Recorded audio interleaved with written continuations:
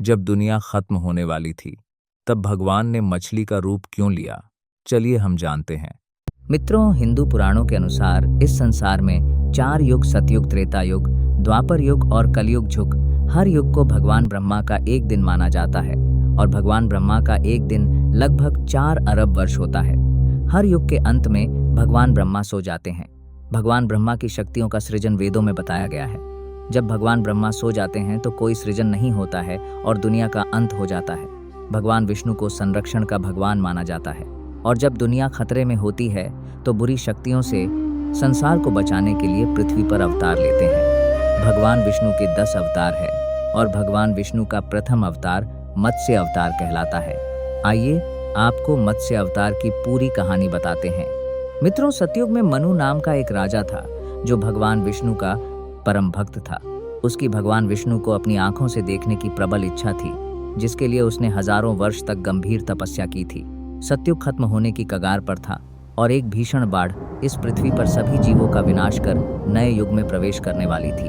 एक दिन का सृजन कर थक गए थे, इसलिए वह सोना चाहते थे।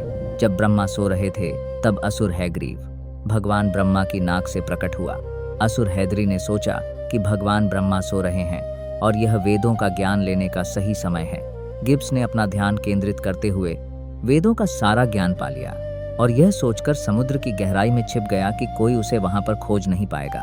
भगवान विष्णु को जब इस बात का पता चला तो वह बहुत चिंतित हो गए। अगर वेदों को असुर ने चुरा लिया और वेद अब अगले युग में नहीं जा पाएंगे, रक्षक होने के नाते वेदों का ज्ञान अगले युग में पहुंचाना भगवान विष्णु का दायित्व था। भगवान विष्णु ने विचार करते हुए मनु को तपस्या में लीन देखा। भगवान विष्णु ने एहसास किया कि यह व्यक्ति ही वेदों को आप बचा सकता है। अगली सुबह मनु प्रार्थना शुरू करने के लिए नदी के निकट गए कि उन्होंने जल को अपने दोनों हाथों में लिया और भगवान विष्णु की प्रार्थना करते हुए जल को भगवान को समर्पित कर दिया। जैसे ही वह पानी नदी में चढ़ाने वाले थे, तभी उसको अपने हाथों से आवाज आई, हे महान राजा, मुझे पूरा नदी में प्रवाहित मत करो।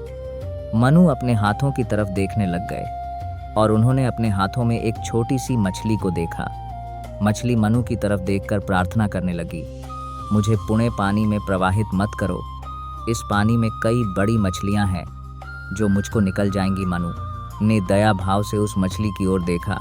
एक राजा होने के नाते उसके पास मदद के लिए आने वाले हर जीव की हिफाजत करना उसका कर्तव्य था।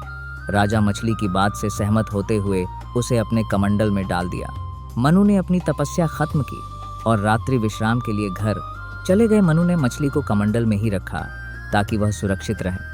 अगली सुबह जब वह जागा, उसे तेज आवाज आई, मेरी मदद करो, तुम्हारे कमंडल में मेरा दम घुट रहा है और मैं सांस नहीं ले पा रही हूँ। कि मनु ने आश्चर्य से कमंडल में देखा कि वह छोटी मछली इतनी बड़ी हो गई है कि उसका मुख मंडल के सिर तक आ गया है और वह उस कमंडल में ठीक से समान ही रही थी। मनु यह देखते ही दौड़ते हुए घर में जाकर एक बड़ा सा पात्र लेकर आए और उस मछली को इसमें डाल दिया। मछली ने राहत की सांस ली और मन्नू को धन्यवाद किया।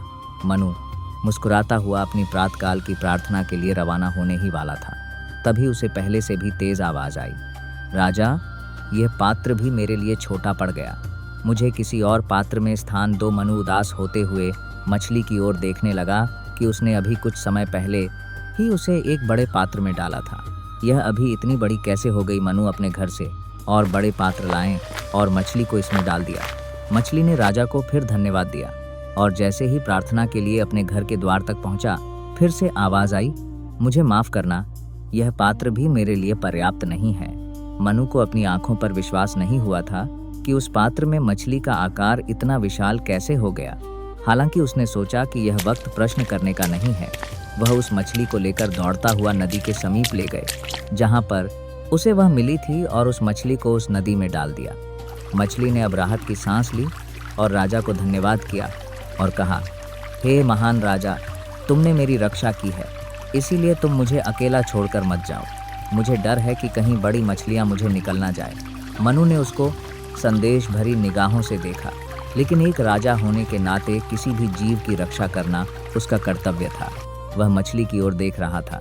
तभी उसने देखा कि मछली तो और भी बड़ी होती जा रही थी और उसने अब पूरी नदी को ठग लिया। फिर मछली ने वही राग अलापा मनुष्य को एक नदी से दूसरे नदी में ले जाते रहे, लेकिन हर बार उसका आकार बढ़ता जा रहा था।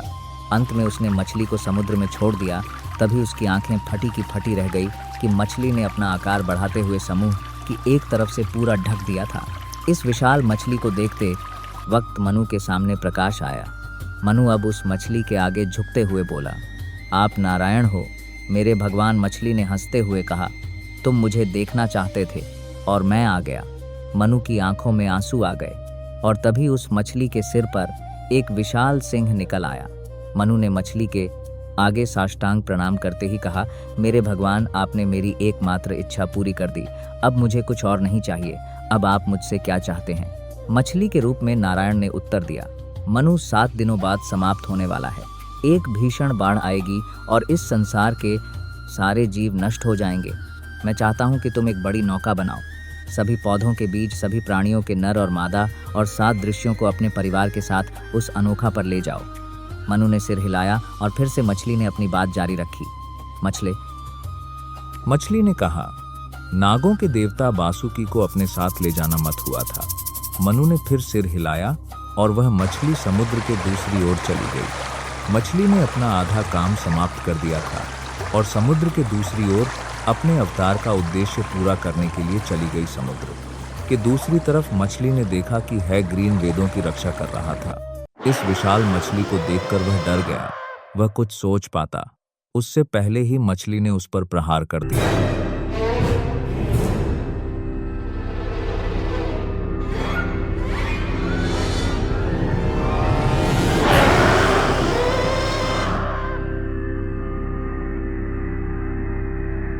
वह मछली इतनी विशाल थी कि एक पहाड़ से असुर को चपेट में ले लिया, फिर भी घबराया हुआ है।